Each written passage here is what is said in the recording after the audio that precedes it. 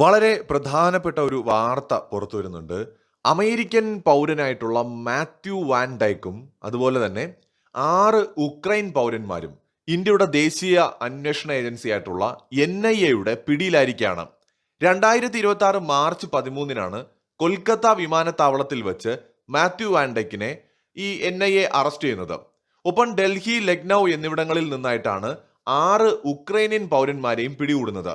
ഇവർ ഇന്ത്യയുടെ വടക്കുകിഴക്കൻ സംസ്ഥാനങ്ങളിൽ പ്രവർത്തിക്കുന്ന വിഘടനവാദി ഗ്രൂപ്പുകളുമായിട്ടും മ്യാൻമാറിലെ സായുധ സംഘങ്ങളുമായിട്ടും ചേർന്ന് പ്രവർത്തിച്ചു എന്നാണ് NIA കണ്ടെത്തിയിരിക്കുന്നത്.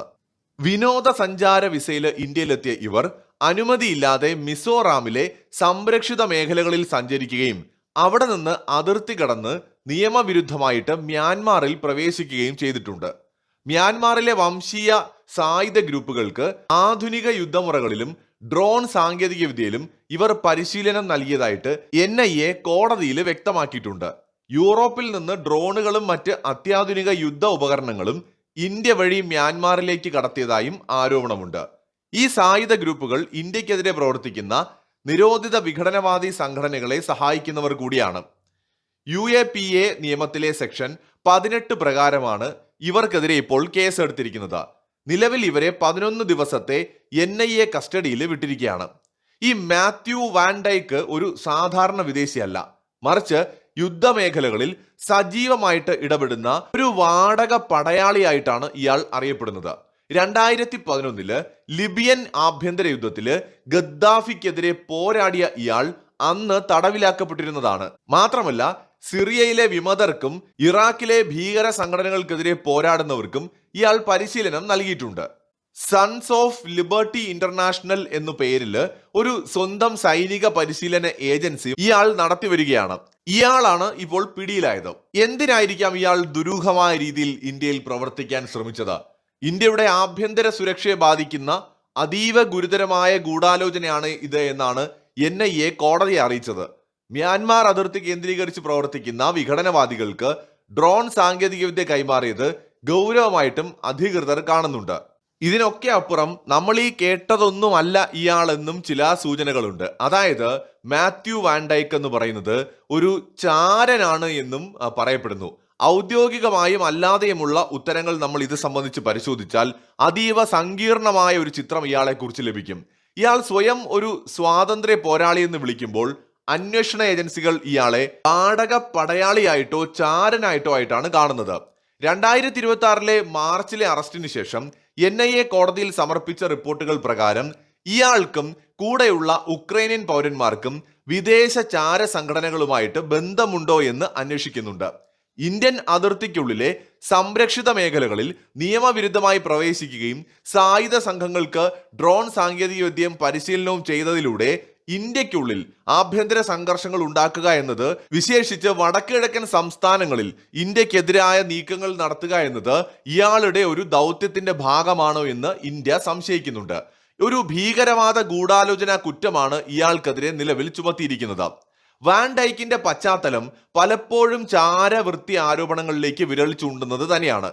ഇയാൾ പഠിച്ചത് ജോർജ് ടൗൺ സർവകലാശാലയിലെ സെക്യൂരിറ്റി സ്റ്റഡീസ് പ്രോഗ്രാമിലാണ്. അവിടെ കൂടെ പഠിച്ചവരിൽ ഭൂരിഭാഗം പേരും ഇന്ന് CIA, FBI തുടങ്ങിയ ഏജൻസികളിൽ ജോലി ചെയ്യുകയാണ്. CIA-യും FBI-യും എന്താണെന്ന് പ്രത്യേകം പറഞ്ഞിട്ടുണ്ടല്ലോ. അമേരിക്കയുടെ രഹസ്യാന്വേഷണ ഏജൻസികൾ, അമേരിക്കയുടെ ചാര സംഘടനകളാണ്. താൻ ഒരിക്കൽ CIA-യിൽ ചേരാൻ ശ്രമിച്ചിരുന്നതായും എന്നാൽ പോളിഗ്രാഫ് ടെസ്റ്റിൽ പരാജയപ്പെട്ടതിനാൽ അത് നടന്നില്ല എന്നും ഇയാൾ തന്നെ വെളിപ്പെടുത്തിയിട്ടുണ്ട്. വാൻ ഡൈക്ക് തന്നെ വെളിപ്പെടുത്തിയിട്ടുണ്ട്. എന്നാൽ ഇത് അധികൃതരെ വിശ്വസിപ്പിക്കാനുള്ള ഒരു കഥയാണോ എന്നും നമുക്ക് സംശയിക്കേണ്ടതായിട്ടുണ്ട്. ഇദ്ദേഹത്തിന്റെ പ്രവർത്തന രീതി എന്ന് പറയുന്നത് ഒരു സ്വതന്ത്ര സൈനിക കരാറുകാരൻ്റെതിന് തുല്യമാണ്. ലിബിയയിലും സിറാഖിലും ഇറാഖിലും ഉക്രൈനിലുമെല്ലാം തന്നെ ആ രീതിയിലാണ് ഇയാൾ പ്രവർത്തിച്ചിട്ടുള്ളത്. ലോകത്തിന് മുന്നിൽ ഇയാൾ സൺസ് ഓഫ് ലിബർട്ടി ഇന്റർനാഷണൽ എന്ന് പറയുന്ന ഒരു സംഘടന വഴി സായുധ പരിശീലനം നൽകുന്ന ഒരു തൊഴിൽ ചെയ്യുന്ന വ്യക്തിയായിട്ടാണ് കാണപ്പെടുന്നത് എങ്കിലും അതിന്റെ പിന്നിൽ ഇയാൾ ഒരു ചാരപ്രവർത്തകനാണ്, അല്ലെങ്കിൽ ഒരു ചാരപ്രവർത്തകനായി നിന്നുകൊണ്ട് അതിനെ മറച്ചു പിടിക്കാനുള്ള ഒരു മുഖംമൂടിയായിട്ടാണ് ഇയാൾ സൺസ് ഓഫ് ലിബർട്ടി ഇന്റർനാഷണൽ എന്ന് പറയുന്ന ഒരു സ്ഥാപനത്തെ ഉപയോഗപ്പെടുത്തുന്നത് എന്ന് സംശയിക്കപ്പെടുന്നുണ്ട്.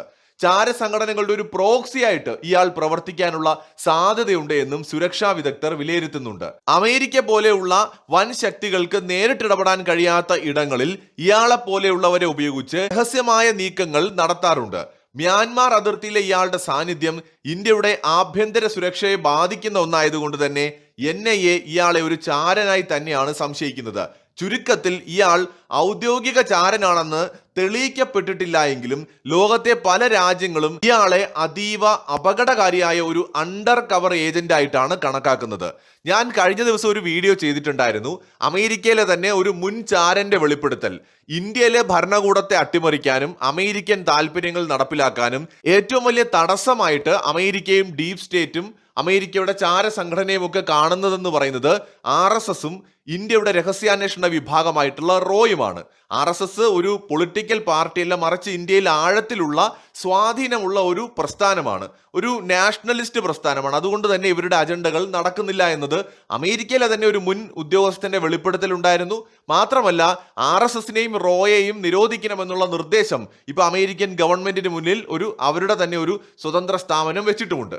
അപ്പൊ ഇങ്ങനെ ഒരു സാഹചര്യത്തിൽ ഇന്ത്യയിലേക്കുള്ള അമേരിക്കയുടെ ഒന്നിലേറെ ദൗത്യങ്ങളുടെ ഭാഗമായിരിക്കാം ഇതെന്ന് സംശയിക്കേണ്ടി വരും. നേരത്തെ ഈ സ്പേസ് എക്സിന്റെ ചില ഇന്റർനെറ്റ് ഉപയോഗിക്കാൻ ആവശ്യമായിട്ടുള്ള അവരുടെ ഉപകരണങ്ങൾ വടക്കിഴക്കൻ സംസ്ഥാനങ്ങളിൽ നിന്ന് പിടിച്ചെടുത്തിരുന്നു. ഈ വടക്കിഴക്കൻ സംസ്ഥാനങ്ങൾ എന്ന് പറയുന്നത് നമ്മൾ മുൻപ് ഒരുപാട് ചർച്ച ചെയ്തൊരു ടോപ്പിക് ഉണ്ട്, അതാരും മറന്നു പോകരുത്.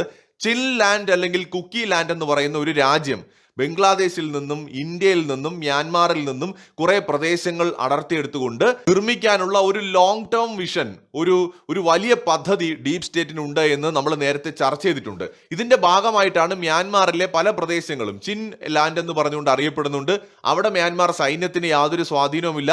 അവിടെ പണം കൊടുത്തും ആയുധം കൊടുത്തും അവരെ ഒരു പ്രത്യേക രാജ്യത്തെ പോലെ നിലനിർത്തുന്നത്, കുക്കികൾ കൂടുതലുള്ള ഒരു ഏരിയയാണ്, അവരെ നിലനിർത്തുന്നത് അമേരിക്കയാണ്. അമേരിക്കൻ സഖ്യകക്ഷികളും ഈ പറഞ്ഞ യുക്രൈനൊക്കെ അതിന് പങ്കുണ്ട് കേട്ടോ, നമ്മൾ മനസ്സിലാക്കേണ്ടതാണ്. അപ്പൊ ഇവരൊക്കെ ചേർന്ന് ഓൾറെഡി മ്യാൻമാറിൽ അങ്ങനെ ഒരു സംഭവം ഉണ്ടാക്കിയിട്ടുണ്ട്. ഇനി അവർക്ക് വേണ്ടത് ഇന്ത്യയിലെ വടക്കിഴക്കൻ സംസ്ഥാനങ്ങളിലെ ചില പ്രദേശങ്ങൾ ചേർക്കണം, ബംഗ്ലാദേശിന്റെ കുറെ ഭാഗങ്ങൾക്ക് ചേർത്തുകൊണ്ട് ഒരു രാജ്യം ഉണ്ടാക്കണം അവർക്ക്. അതായത് ബംഗാൾ ഉൾക്കടലിൽ അമേരിക്കയ്ക്ക് സ്വാധീനമുള്ള ഒരു രാജ്യം വേണം എന്നുള്ളതാണ് ഇതിന്റെ പിന്നിലെ അജണ്ട എന്ന് പറയുന്നത്. അപ്പൊ ഇത് തീർച്ചയായിട്ടും നിസ്സാരമല്ല. അപ്പൊ ഇന്ത്യയിലെ വടക്കിഴക്കൻ സംസ്ഥാനങ്ങളെ നോട്ടമിട്ടുകൊണ്ട് വിദേശ ശക്തികൾ പല കളികളും കളിക്കുന്നുണ്ട്. അവിടെ ഒരുപാട് ശക്തികൾക്ക് താല്പര്യമുണ്ട്. അതുകൊണ്ട് തന്നെയാണ് അമേരിക്ക ഉൾപ്പെടെയുള്ള വിദേശ ശക്തികളുടെ മറ്റൊരു ചാരനായിട്ടുള്ള മുൻ ബംഗ്ലാദേശ് ഉപദേഷ്ടാവോ അല്ലെങ്കിൽ പ്രധാനമന്ത്രി എന്നൊക്കെ വിളിക്കാവുന്ന മുഹമ്മദ് യൂനിസ് പലപ്പോഴായിട്ട് വടക്കിഴക്കൻ സംസ്ഥാനങ്ങളുടെ കാര്യം എടുത്തിടുന്നത്.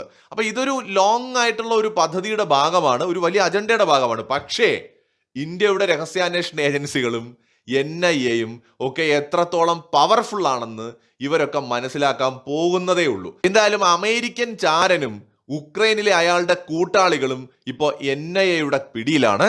മറ്റൊരു വീഡിയോയുമായി വീണ്ടും വരാം.